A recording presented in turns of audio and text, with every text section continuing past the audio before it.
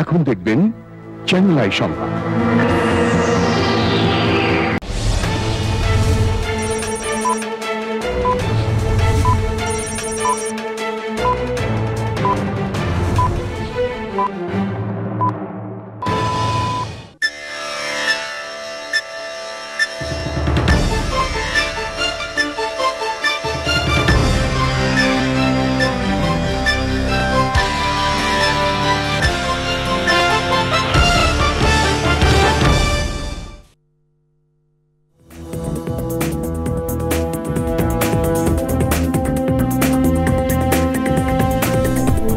আসসালামু আলাইকুম, শুভেচ্ছা সহ সকলকে স্বাগত জানাচ্ছি চ্যানেল আই সংবাদে। এখনকার আয়োজন নিয়ে আপনাদের সাথে আছি আমি ফাবলিহা বুশরা।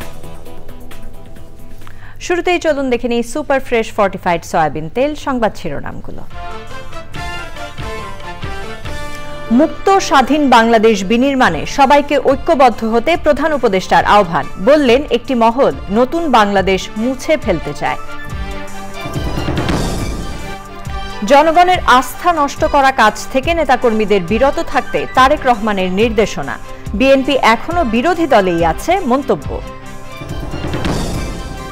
সুষ্ঠু নির্বাচনের জন্য ইসিকে সব সহায়তায় প্রস্তুত সংস্কার কমিশন, নির্বাচনের ক্ষণ জানানোর সময় আসেনি বললেন কমিশনার। বাংলাদেশ ব্যাংক কর্মকর্তাদের তদবিরে অতিষ্ঠ অভিযোগ ব্যাংক এমডিদের, খোল নলচে পাল্টাতে গভর্নরের টাস্ক ফোর্স গঠনের আশ্বাস। এবং 15 বছর পর ওয়েস্ট ইন্ডিজের মাটিতে বাংলাদেশের টেস্ট জয়, ম্যাচ সেরা তাইজুল, সিরিজ সেরা দুই দলের দুই পেসার তাসকিন, সিলস।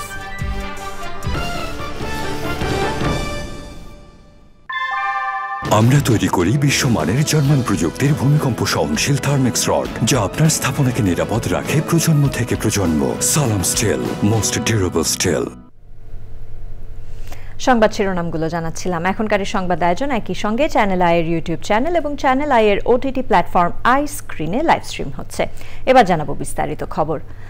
নানা দিক থেকে একটা কাল্পনিক বাংলাদেশ দুনিয়ার সামনে তৈরি করতে চায় একটি গোষ্ঠী, এমন মন্তব্য করে প্রধান উপদেষ্টা ডক্টর মোহাম্মদ ইউনূস বলেছেন, নতুন বাংলাদেশকে মুছে ফেলতে চায় তারা। এটা অস্তিত্বের বিষয়। রাজনৈতিক দলগুলোর সঙ্গে আয়োজিত সংলাপে এমন মন্তব্য করেন প্রধান উপদেষ্টা। মোস্তফা মল্লিকের রিপোর্ট।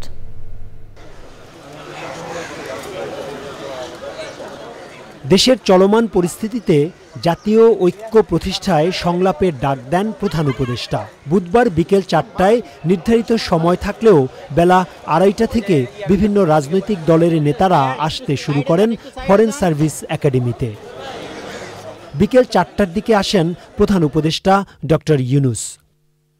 আওয়ামী লীগ ও এর সহযোগী কয়েকটি দল ছাড়া বিএনপি, জামায়াতে ইসলামী, নাগরিক ঐক্য, বাংলাদেশ বিপ্লবী ওয়ার্কার্স পার্টি সহ বিভিন্ন রাজনৈতিক দল সংলাপে অংশ নেয়। সূচনা বক্তব্যে প্রফেসর ইউনূস বলেন, নতুন বাংলাদেশকে পাশ কাটিয়ে আরেক বাংলাদেশ তৈরির অপচেষ্টা চলছে। এটা হলো যে বাংলাদেশ আমরা গড়ে তোলার চেষ্টা করছি, সেটাকে ধামাচাপা দিয়ে আরেক বাংলাদেশের কাহিনী তারা রচনা করে সারাক্ষণ এটা নানা রূপরেখা তারা দিয়ে যাচ্ছে। এখন এটা যে শুধু এক দেশের মধ্যে সীমাবদ্ধ রয়েছে তাও নয়, বিশেষ বিশেষ বড় বড় দেশের মধ্যে ছড়িয়ে গেছে। ডক্টর ইউনূস বলেন, ছাত্র জনতার অভ্যুত্থান এবং বিজয় মুছে ফেলার চক্রান্ত হচ্ছে। বিরাট অভ্যুত্থান যার পছন্দ হয়নি, যাদের পছন্দ হয়নি, তাদের মুছে দিতে চায়, আড়াল করতে চায়, এটাকে নতুন ভঙ্গিতে দুনিয়ার সামনে পেশ করতে চায়।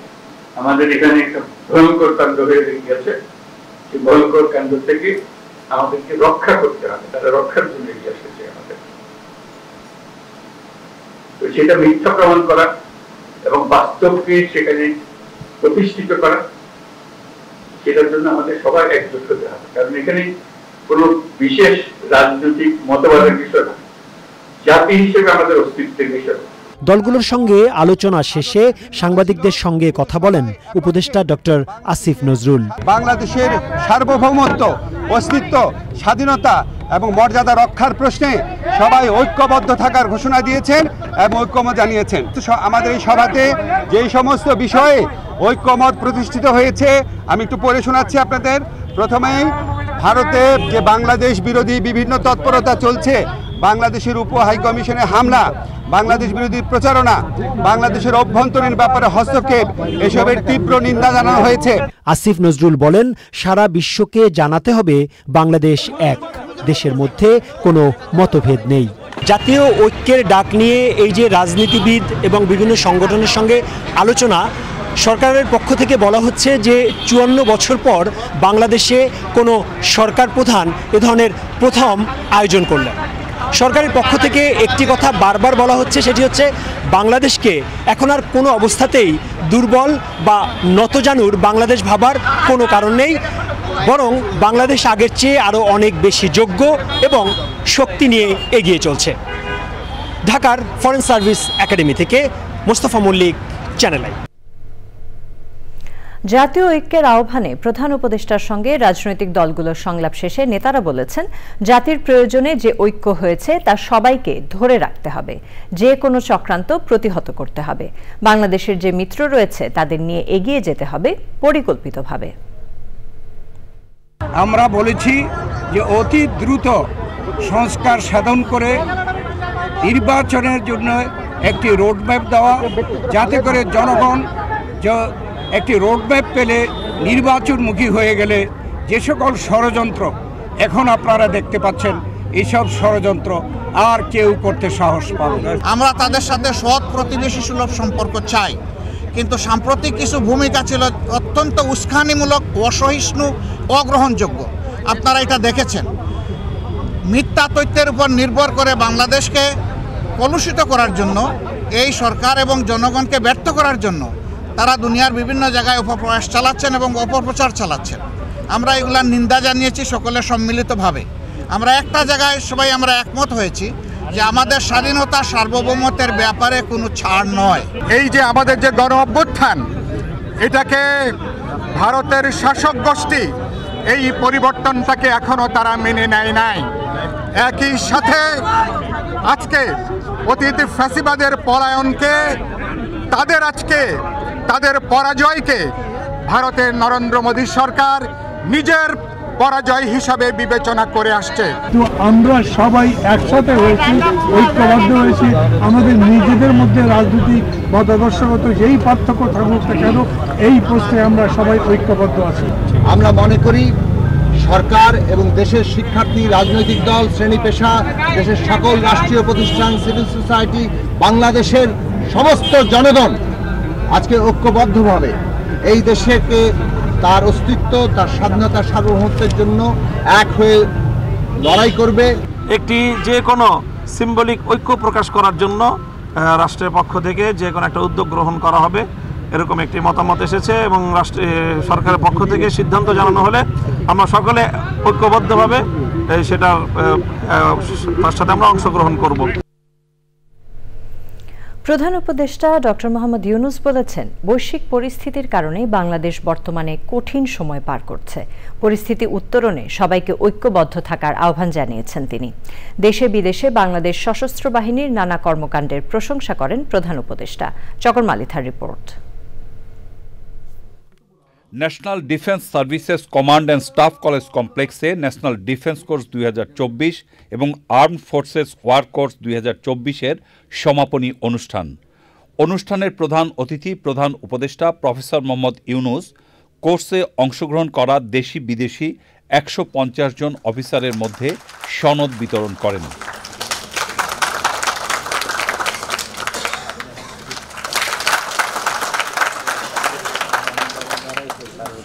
প্রধান উপদেষ্টা তার বক্তৃতায় বাংলাদেশ সেনা, বিমান ও নৌবাহিনীর বিভিন্ন কর্মকাণ্ডের প্রশংসা করেন।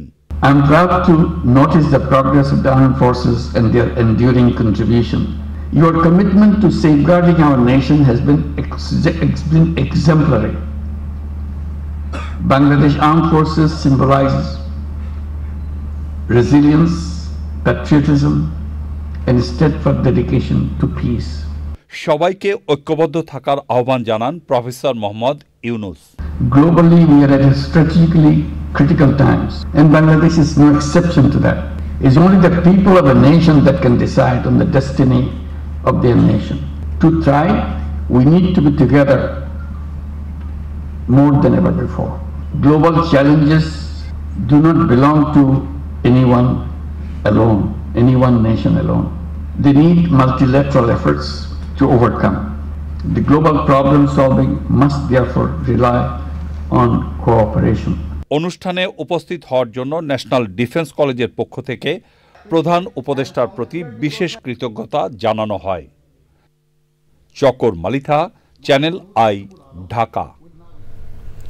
জনগণের আস্থা নষ্ট হয় এমন কর্মকাণ্ড থেকে নেতাকর্মীদের বিরত থাকার নির্দেশনা দিয়েছেন বিএনপির ভারপ্রাপ্ত চেয়ারম্যান তারেক রহমান।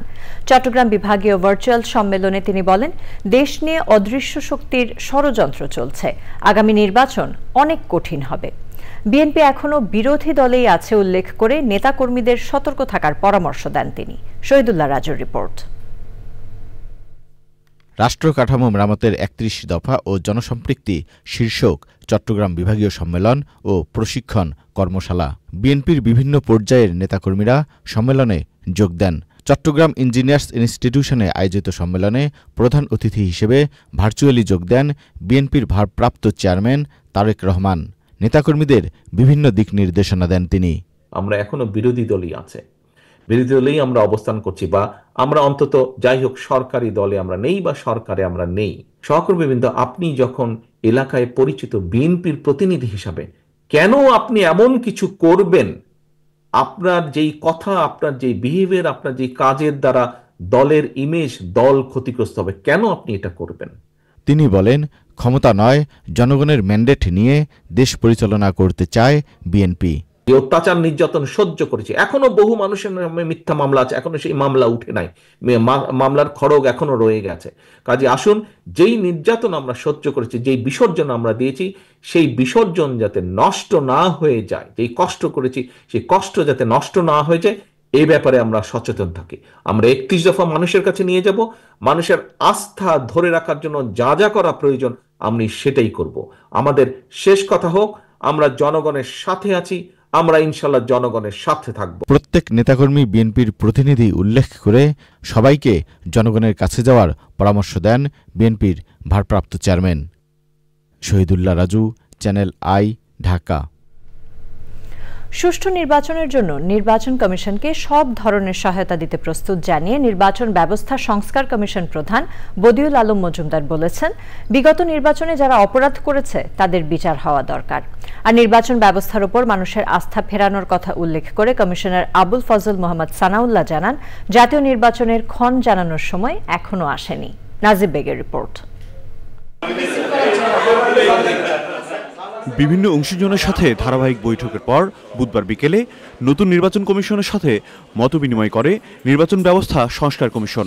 প্রায় 2 ঘন্টার আলোচনা শেষে সংস্কার কমিশন প্রধান জানান, নির্বাচন সংশ্লিষ্ট সব বিষয়ে কথা হয়েছে।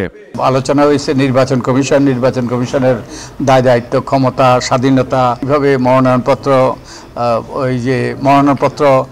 করার ব্যাপারে, চূড়ান্ত করার ব্যাপারে সিদ্ধান্ত কার হওয়া উচিত, তারপরে আদালতের কি ভূমিকা থাকবে। নির্বাচনের ক্ষেত্রে অনেকগুলো অপরাধ করা হয়েছে, এই অপরাধের বিচার হওয়া দরকার, এই বিষয়টাও আমরা আলোচনা করেছি। নির্বাচন ব্যবস্থার দুর্বল দিক নিয়ে আলাপ হয় সভায়, তবে সুষ্ঠু নির্বাচনে নিজেদের অঙ্গীকারের কথা জানায় নির্বাচন কমিশন। মেজর ডেফিসিট যেগুলোতে আমাদের ঘাটতি আছে, এগুলো আমরা সবাই জানি। সো এই বিষয়গুলোই আলোচনা হয়েছে। আমরা নির্বাচন কিভাবে হওয়া উচিত, নির্বাচন ভালো করার জন্য কি করা দরকার, সেগুলো নিয়ে আলোচনা করেছি। আমাদের সবচেয়ে বড় ডেফিসিট হচ্ছে আমাদের আস্থার ঘাটতি নির্বাচন ব্যবস্থার উপরে, সেটা ফেরত আনতে হবে। নির্বাচন নিয়ে কমিশন কাজ শুরু করেছে জানিয়ে তিনি বলেন, জাতীয় নির্বাচনের সময়সীমা জানাতে আরও প্রস্তুতি প্রয়োজন। নাজিব বেগ, চ্যানেল আই, ঢাকা। বাংলাদেশ ব্যাংকের কর্মকর্তা কর্মচারীদের তদবিরে অতিষ্ঠ ব্যাংকের এমডিদের সংগঠনের সভাপতি ব্র্যাক ব্যাংকের সিইও সেলিম আরএফ হোসেন এই অভিযোগ করেছেন। মিরপুরে বিআইবিএম মিলনায়তনে গভর্নরের উপস্থিতিতে তিনি বলেন, চাকরির অনুরোধ না শুনলে বাংলাদেশ ব্যাংকের লোকজন ব্ল্যাকমেইল করে। কেন্দ্রীয় ব্যাংকের খোল নলচে পাল্টে ফেলতে টাস্ক ফোর্স গঠনের কথা জানান গভর্নর। তার আশা, জানুয়ারি থেকে আলু সহ সব সবজি এবং নিত্যপণ্যের দাম কমবে। রিজভি নেওয়াজের রিপোর্ট। পতনের আগে আওয়ামী লীগ নেতৃত্বাধীন সরকারের সবশেষ জাতীয় নির্বাচনে ডামি প্রার্থীর ইস্যুটা আলোচনায় ছিল। রাজনীতির মতো অর্থনীতির হৃৎপিণ্ড ব্যাংকের সর্বনাশেও ডামি শব্দ উচ্চারিত হলো Bangladesh institute of bank management BIBM এর আলোচনায়। Dummy director, managing director and CEO, possibly, I mean, you are feeling more than the academician.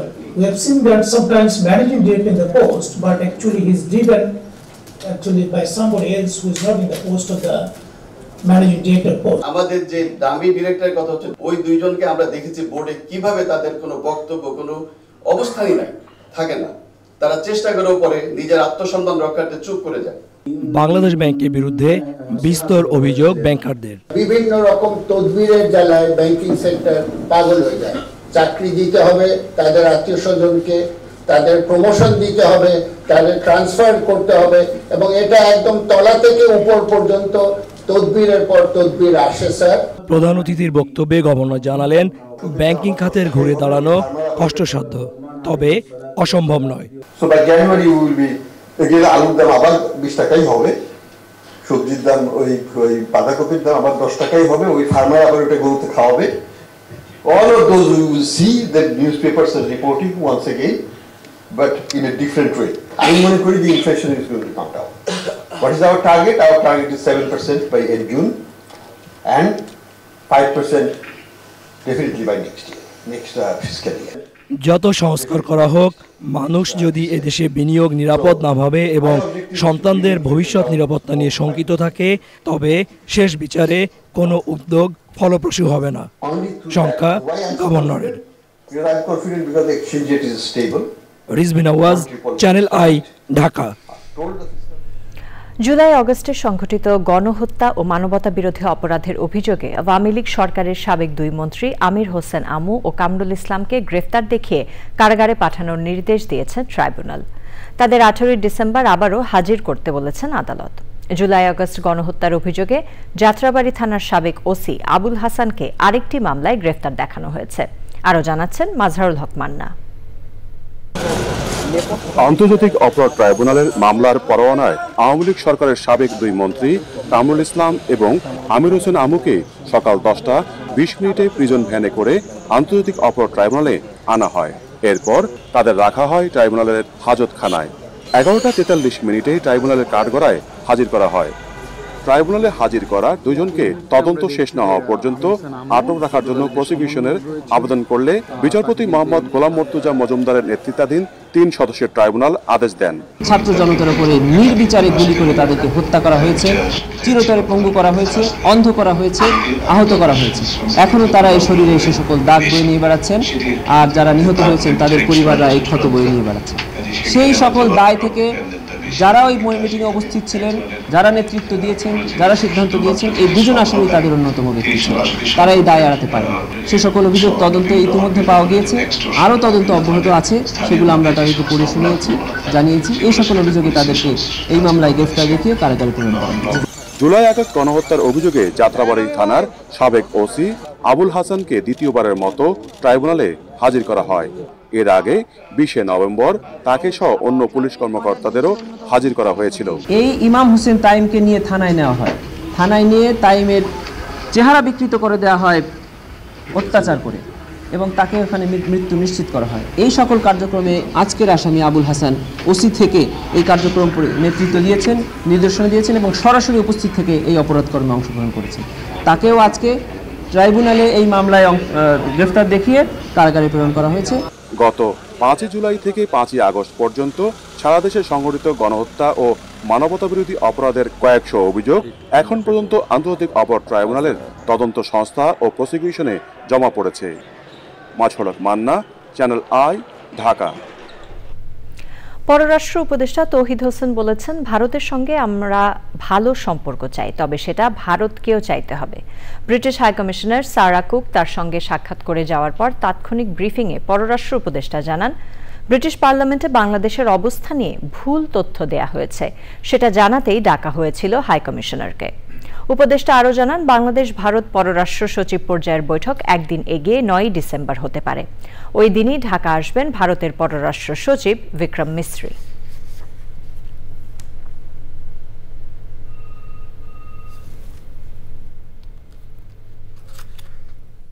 আমরা খুবই হার্ট যে দেখানোর চেষ্টা করা হয়েছে যে 5 অগাস্টের পরে বেশি মৃত্যু হয়েছে, যেটা সম্পূর্ণ মিথ্যা। এবং 5 আগস্টের আগের কথা বলা হয়েছে মোট 280 জন, আর মোট সংখ্যা 1000-এর বেশি। আমি বলেছি যে বিষয়টা মোটেই তা না। 5 আগস্ট অথবা তারও আগে অন্তত 1500 ছেলে মেয়ে মারা গেছে।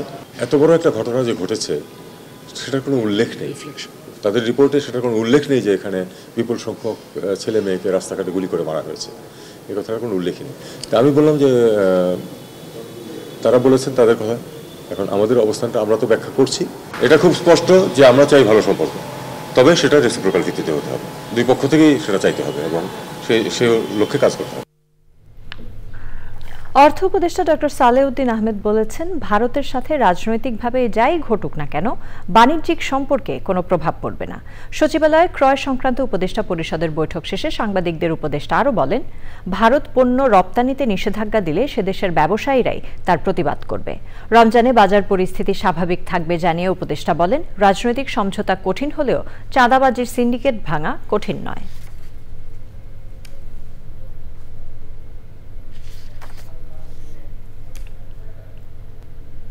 সারা দেশের মতো রংপুর বিভাগীয় শহরেও দ্রুত বাড়ছে ছাদ কৃষি।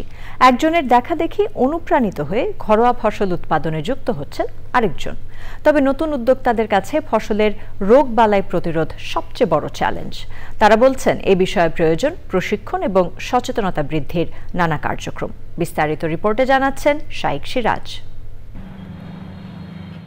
রংপুর শহরের কামাল কাশনাপাড়া, এখানে 4 বছর আগে একতলা বাড়ি নির্মাণ করেছেন কামরুল হাসান বিপ্লব। তিনি অন্তরে বহুদিন লালন করে ফসল উৎপাদনের চিন্তা বাস্তবায়নে বাড়ির ছাদটিতে করেছেন ছাদ কৃষি।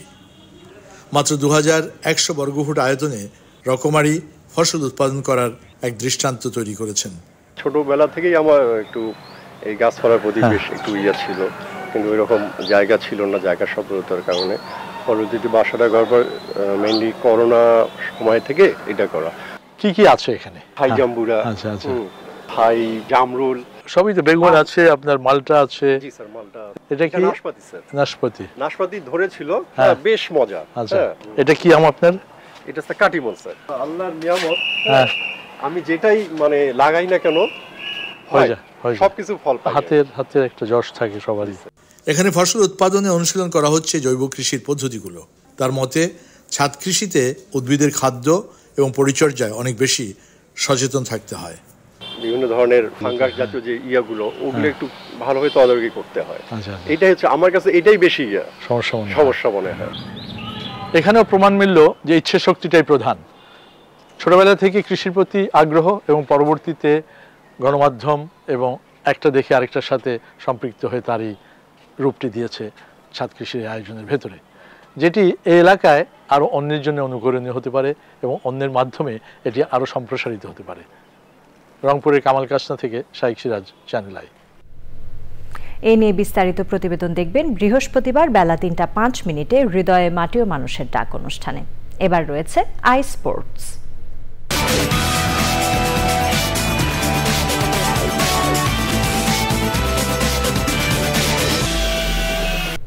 এবার অন্যান্য খবর। ছাত্র জনতার অভ্যুত্থান পরবর্তী নতুন বাংলাদেশ গঠন, স্বাধীনতা, সার্বভৌমত্ব, সুসংহত ও যে কোনো পরিস্থিতি মোকাবেলায় দেশের সব ছাত্র সংগঠন কাঁধে কাঁধ মিলিয়ে কাজ করবে বলে জানিয়েছেন ছাত্রনেতারা। সন্ধ্যায় জগন্নাথ বিশ্ববিদ্যালয়ে বিপ্লবোত্তর ছাত্র ঐক্য সমাবেশ থেকে এ ঘোষণা দেন তারা। ছাত্রনেতারা বলেন, ক্যাম্পাসে শিক্ষা ও ছাত্র রাজনীতির সঠিক পরিবেশ বজায় রাখা এবং দেশ রক্ষায় ঐক্যের বিকল্প নেই। এ সময় অতি দ্রুত ছাত্র সংসদ নির্বাচনের দাবি জানান নেতারা। দেশের ক্রান্তি লগ্নে একসঙ্গে পথ চলার কথা জানান বৈষম্য বিরোধী ছাত্র আন্দোলন, ছাত্র দল, ছাত্র শিবির, গণ অধিকার পরিষদ সহ ক্রিয়াশীল 12টি ছাত্র সংগঠনের নেতারা।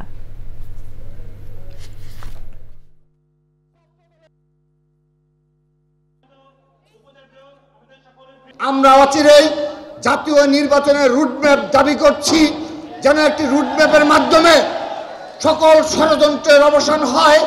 এই জাতীয় নির্বাচনের রুটম্যাপ ঘোষণার মাধ্যমে খুনি হাসিনাও জানবে এই দেশে সাধারণ জনগণ ভোটাধিকার প্রয়োগ করবে, সাধারণ জনগণের সরকার প্রতিষ্ঠিত হবে এবং এই দেশে যারা দূষররা বসে রয়েছে তারাও সচেতন হবে। এই দেশে আর কখনো ষড়যন্ত্রে লিপ্ত হওয়া যাবে না। শিক্ষা যদি সংস্কার না হয় বারবার দিল্লির আনুগত্যই করতে হবে, দিল্লিকে মেনে নিতে হবে। এই জন্য আগে প্রয়োজন শিক্ষার সংকট নিরসন করা। ছাত্র রাজনীতিতে নতুনত্ব নিয়ে আসতে হবে। আমাদের কালচারাল যে আগ্রাসন দিল্লি থেকে আসে সেই আগ্রাসনের ব্যাপারেও আমাদের বলিষ্ঠ ভূমিকা রাখতে হবে। বিএনপি চেয়ারপারসন ও সাবেক প্রধানমন্ত্রী বেগম খালেদা জিয়ার সঙ্গে সাক্ষাৎ করেছেন চীনের রাষ্ট্রদূত ইয়াও ওয়েন। রাতে বেগম জিয়ার গুলশানের বাসায় বৈঠকে বিএনপির স্থায়ী কমিটির সদস্য অধ্যাপক AZM Zahid Hossain, vice chairman Altaf Hossain Chowdhury এবং বিএনপি চেয়ারপারসনের একান্ত সচিব ABM সাত্তার উপস্থিত ছিলেন। বৈঠক শেষে বিএনপি নেতারা জানিয়েছেন দুদেশের স্বার্থ সংশ্লিষ্ট সহ বিভিন্ন বিষয়ে কথা হয়েছে।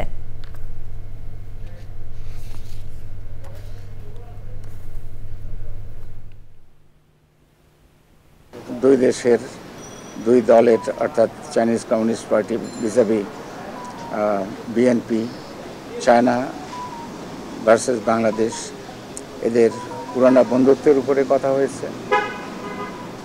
বিগত দিনের যে সুবিধা অসুবিধাগুলো ছিল তার উপরে কথা হয়েছে।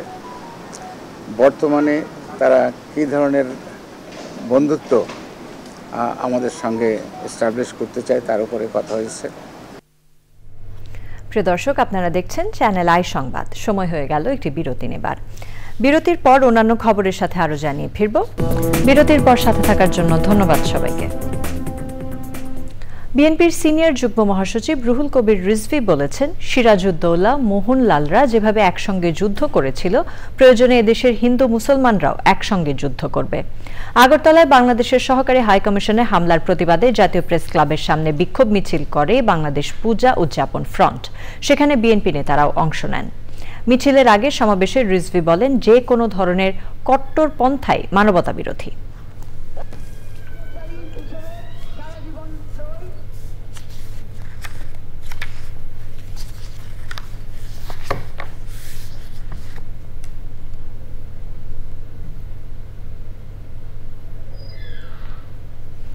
বাংলাদেশ উন্মুক্ত বিশ্ববিদ্যালয়ের ঢাকা আঞ্চলিক কেন্দ্রের একাডেমিক কাউন্সিলের সভাকক্ষে উন্মুক্ত বিশ্ববিদ্যালয় ও যুব উন্নয়ন অধিদপ্তরের মধ্যে একটি সমঝোতা স্মারক সই হয়েছে। বাউবির উপাচার্য প্রফেসর ডক্টর ABM ওবায়দুল ইসলাম এবং যুব উন্নয়ন অধিদপ্তরের মহাপরিচালক ডক্টর গাজী মোহাম্মদ সাইফুজ্জামান সমঝোতা স্মারকে সই করেন। বিশ্বব্যাংকের অর্থায়নে economic acceleration and resilience for NEET প্রকল্পের অধীনে 2025 সালের শুরুতে SSC কারিগরি প্রোগ্রাম চালু করা হবে। এই প্রকল্পের মাধ্যমে দেশের বেকার যুবকদের কর্মসংস্থানের ব্যবস্থা করা হবে।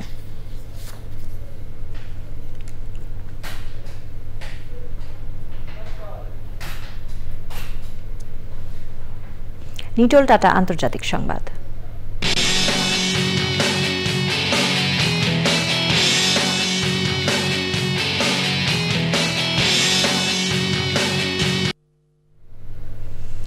যুক্তরাষ্ট্রের বর্তমান প্রেসিডেন্ট জো বাইডেন তার ছেলে হান্টার বাইডেনকে অস্ত্র আইন ও কর ফাঁকির মামলায় ক্ষমা করার ঘটনাকে ন্যায় বিচারের গর্ভপাত বলে মন্তব্য করেছেন নবনির্বাচিত প্রেসিডেন্ট ডোনাল্ড ট্রাম্প।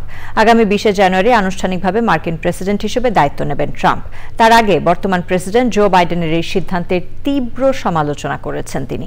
সামাজিক যোগাযোগ মাধ্যম ট্রুথ সোশ্যালে এক পোস্টে নিজের ছেলেকে ক্ষমা করায় বাইডেনের তীব্র নিন্দা করেছেন ট্রাম্প। এক বিবৃতিতে ছেলেকে ক্ষমা ঘোষণার পক্ষে যুক্তি দিয়ে বাইডেন বলেন, তিনি তার ছেলে হান্টারের জন্য ক্ষমার একটি স্বাক্ষর করেছেন। বাইডেন উল্লেখ করেন, তিনি বিচার বিভাগের সিদ্ধান্ত গ্রহণে হস্তক্ষেপ করেননি, যদিও তিনি নিজ ছেলেকে অন্যায়ভাবে বিচারের সম্মুখীন হতে দেখেছেন। ওদিকে সামাজিক মাধ্যম ট্রুথে দেয়া পোস্টে ট্রাম্প বলেন, ক্যাপিটাল হিলে হামলা চালানো 6 জনকেও কি ক্ষমার অন্তর্ভুক্ত করা হয়েছে? তারা এখনো বছরের পর বছর অন্যায়ভাবে কারাবন্দী। জো বাইডেন এখানেও ক্ষমতার অপব্যবহার করেছেন বলে অভিযোগ করেন ট্রাম্প। আইস্ক্রিন সাংস্কৃতিক সংবাদ।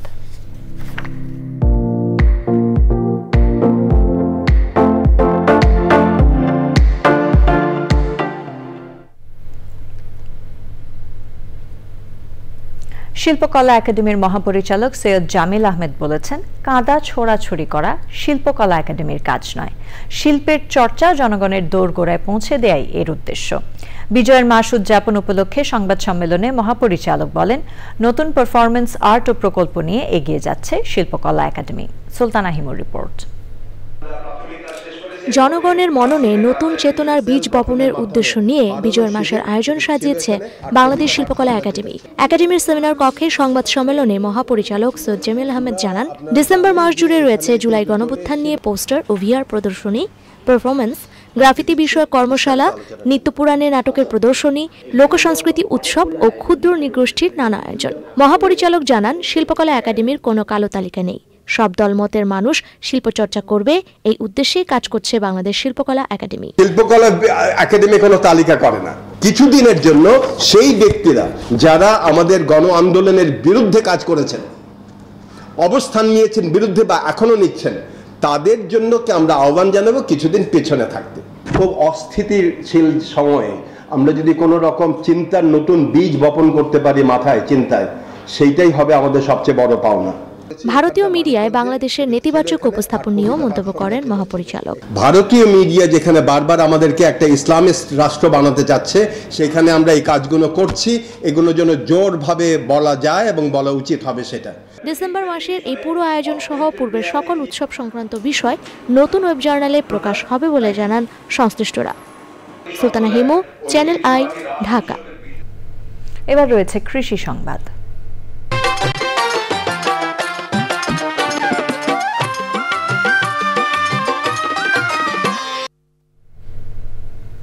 প্রতি বছর ঝড়, জলোচ্ছ্বাস সহ প্রাকৃতিক নানা দুর্যোগে সাতক্ষীরার ভূপ্রকৃতি অতি দ্রুত পাল্টে যাচ্ছে। এতে জলাবদ্ধ পতিত জমির পরিমাণও ব্যাপক হারে বাড়ছে। জলাবদ্ধ পতিত জমিতে পানি ফলের চাষ নতুন সম্ভাবনার পথ দেখাচ্ছে অনেক চাষিকে।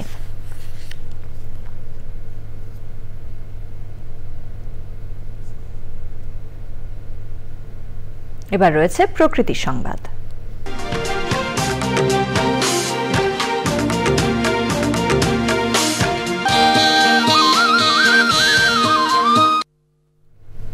নিয়ম নীতির তোয়াক্কা না করে গ্রামীণ অবকাঠামো উন্নয়ন প্রকল্প বাস্তবায়নের অভিযোগ উঠেছে। সড়ক পাকাকরণের কাজে বালির পরিবর্তে ব্যবহার করা হচ্ছে মাটি। নদী ও ফসলি জমি ধ্বংস করে তোলা হচ্ছে এসব মাটি।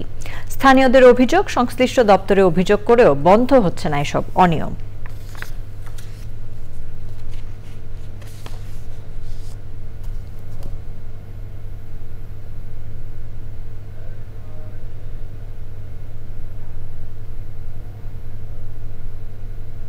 আবারও সময় হয়ে গেল একটি বিরতি নেয়ার। বিরতির পর জানিয়ে ফিরব।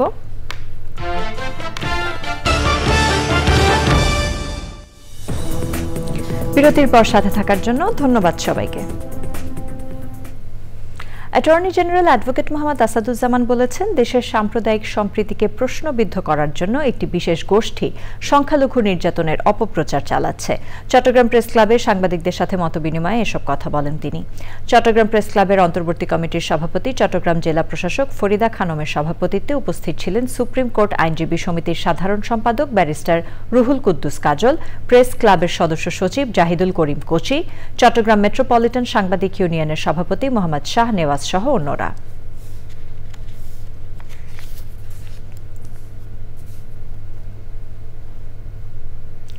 গত ৩রা নভেম্বর অনুষ্ঠিত খাদ্য পরিবহন ঠিকাদার সমিতির নির্বাচনের ফলাফল ঘোষণা না করায় ক্ষোভ প্রকাশ করে অবিলম্বে ফলাফল ঘোষণার দাবি জানিয়েছেন প্রার্থীরা। চট্টগ্রাম প্রেস ক্লাবে সংবাদ সম্মেলনে প্রার্থীরা বলেন, প্রশাসনের সার্বিক সহযোগিতায় খাদ্য পরিবহন ঠিকাদার সমিতির নির্বাচন হলেও একজন সভাপতি প্রার্থীর অবৈধ হস্তক্ষেপে গভীর রাতে নির্বাচনী কর্মকর্তারা ভোট গণনা স্থগিত করেন। সংবাদ সম্মেলনে সাধারণ সম্পাদক প্রার্থী মোহাম্মদ শাহাবুদ্দিন, সিনিয়র সহ সভাপতি প্রার্থী মোহাম্মদ জহিরুল হক দুলাল, সহ সভাপতি প্রার্থী ধীরেন্দ্র দাশগুপ্ত সহ অন্যরা উপস্থিত ছিলেন।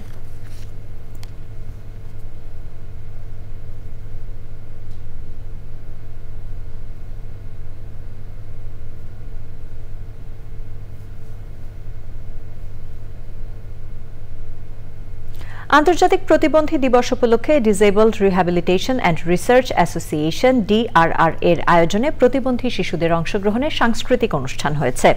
DRR ভাটারার নীলা সেন্টারে অনুষ্ঠানে প্রতিবন্ধী শিশুদের চিত্রাঙ্কন প্রতিযোগিতা অনুষ্ঠিত হয়। অনুষ্ঠানে উপস্থিত ছিলেন ব্রাজিল, ইউরোপীয় ইউনিয়ন, ইটালির রাষ্ট্রদূতদের স্ত্রীগণ, UNDPর প্রতিনিধি, DRR এর নির্বাহী পরিচালক সহ বিভিন্ন প্রতিষ্ঠানের কর্মকর্তারা।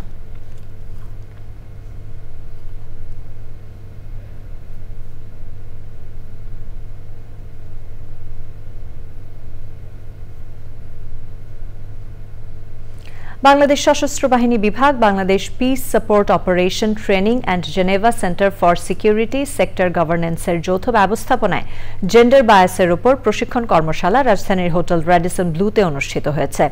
সশস্ত্র বাহিনীর সদস্যদের মধ্যে জেন্ডার বায়াস সম্পর্কে ধারণা বৃদ্ধির লক্ষ্যে এই কর্মশালার আয়োজন করা হয়। অনুষ্ঠানে প্রধান অতিথি ছিলেন সশস্ত্র বাহিনী বিভাগের principal staff officer lieutenant general SM Kamrul Hasan.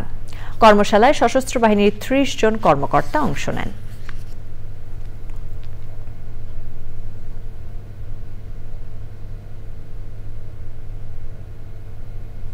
দেশের যৌন ও প্রজনন স্বাস্থ্য ও অধিকার পরিষেবা বাড়ানো, স্বাস্থ্য ব্যবস্থা আধুনিক করা এবং চ্যালেঞ্জ মোকাবেলায় সহযোগিতা করবে যুক্তরাজ্যের বেটার হেলথ ইন বাংলাদেশ প্রকল্প।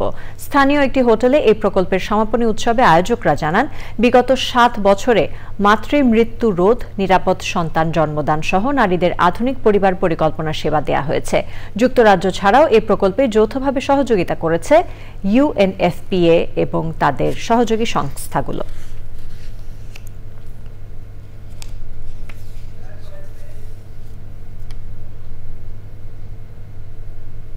আবারও সময় হয়ে গেল একটি বিরতি নেয়ার। বিরতির পর খেলার খবরে জানিয়ে ফিরব সংবাদে। আগরতলায় বাংলাদেশের সহকারী হাই কমিশনে হামলা ও ত্রিপুরায় অবস্থানরত বাংলাদেশিদের ওপর হামলা চেষ্টাকারীদের দ্রুত আইনের আওতায় না আনলে বাংলাদেশে ভারতের হাই কমিশন ঘেরাও করা হবে বলে হুঁশিয়ারি দিয়েছে বৈষম্য বিরোধী ছাত্র জনতা। ঢাকা বিশ্ববিদ্যালয়ের রাজু ভাস্কর্যের সামনে বিক্ষোভ সমাবেশে বৈষম্য বিরোধী ছাত্র জনতার সভাপতি ইয়াসিন আরাফাত বিদেশি সকল আগ্রাসন বন্ধ করতে অন্তর্বর্তী সরকারের প্রতি আহ্বান জানিয়ে বলেন, নতুন বাংলাদেশে শক্তিশালী পররাষ্ট্রনীতি গ্রহণ করতে হবে। জুলাই বিপ্লবকে ধারণ করে বাংলাদেশের পররাষ্ট্রনীতি করার আহ্বান জানিয়েছে ইনকিলাব মঞ্চ। ভারতে বাংলাদেশের সহকারী হাই কমিশনে হামলার প্রতিবাদে ঢাকা বিশ্ববিদ্যালয়ের মধুর ক্যান্টিনে সংবাদ সম্মেলনে একথা বলেন ইনকিলাব মঞ্চের মুখপাত্র শরীফ ওসমান হাদি। জুলাই বিপ্লবকে স্বীকৃতি দিয়ে ভারতে আশ্রয় নেয়া শেখ হাসিনা ও আওয়ামী লীগের নেতাকর্মীদের ফিরিয়ে দেওয়ার আহ্বান জানান বক্তারা। ভারতে বাংলাদেশের সহকারী হাইকমিশনে হামলা, আজমির শরীফ দখলের ষড়যন্ত্র এবং সংখ্যালঘুদের উপর নির্যাতনের প্রতিবাদে 6 ডিসেম্বর ভারতীয় হাইকমিশনে স্মারকলিপি দেওয়ার কথা জানান ইনকিলাব মঞ্চের নেতারা। এবার রয়েছে খেলার খবর। এরই সাথে আয়োজনের শেষ পর্যায়ে আমরা, তবে যাবার আগে সুপার ফ্রেশ ফর্টিফাইড সয়াবিন তেল সংবাদ শিরোনামগুলো জানিয়ে দিচ্ছি আরও একবার। মুক্ত স্বাধীন বাংলাদেশ বিনির্মাণে সবাইকে ঐক্যবদ্ধ হতে প্রধান উপদেষ্টার আহ্বান, বললেন একটি মহল নতুন বাংলাদেশ মুছে ফেলতে চায়। জনগণের আস্থা নষ্ট করা কাজ থেকে নেতাকর্মীদের বিরত থাকতে তারেক রহমানের নির্দেশনা, বিএনপি এখনো বিরোধী দলেই আছে মন্তব্য। সুষ্ঠু নির্বাচনের জন্য ইসিকে সব সহায়তায় প্রস্তুত সংস্কার কমিশন, নির্বাচনের ক্ষণ জানানোর সময় আসেনি বললেন কমিশনার। বাংলাদেশ ব্যাংক কর্মকর্তাদের তদবিরে অতিষ্ঠ, অভিযোগ ব্যাংক এমডিদের। সবকিছু বদলাতে গভর্নরের টাস্ক ফোর্স গঠনের আশ্বাস। এবং 15 বছর পর ওয়েস্ট ইন্ডিজের মাটিতে বাংলাদেশের টেস্ট জয়, ম্যাচ সেরা তাইজুল, সিরিজ সেরা দুই দলের দুই পেসার তাসকিন, সিলস।